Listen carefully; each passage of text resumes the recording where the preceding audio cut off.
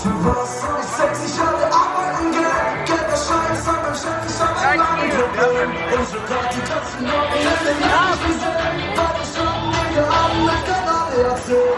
Für was soll ich 60 Jahre arbeiten gehen? Geld der Scheiß, hat mein Chef, ich hab ein Ladenproblem. Und sogar die ganzen Wochenende Nachrichten sehen, weil ich schon Dinge an mit Kanal erzählt. Alle deine Freunde haben einen Abschluss in Jura. Alle meine Jungs haben einen Klavier, was super. Ganze Nacht macht die mit der Crew und dann pennen in der U-Bahn. Ohne mein Team, so als wären wir beim Fußball. Nie ohne Kippen, ohne Schnaps, nie ohne BMW. Komm mit SDP, Kopfballarbeit die ganze. Wir stehen auf Bayern, so wie Adidas. Lieber ne Backe, ich sag ja, fang an, los geht's. Arbeitsplatz, wir brechen wie das Land.